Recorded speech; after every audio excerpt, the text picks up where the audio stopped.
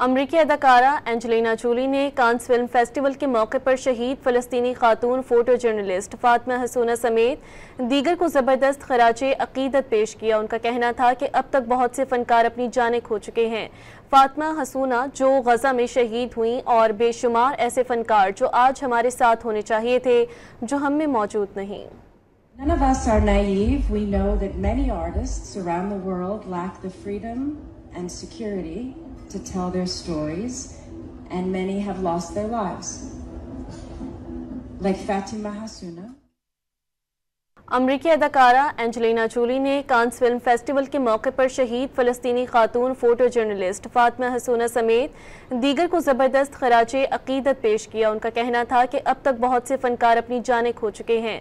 फातिमा हसूना जो गज़ा में शहीद हुई और बेशुमार ऐसे फ़नकार जो आज हमारे साथ होने चाहिए थे, जो हम में मौजूद नहीं।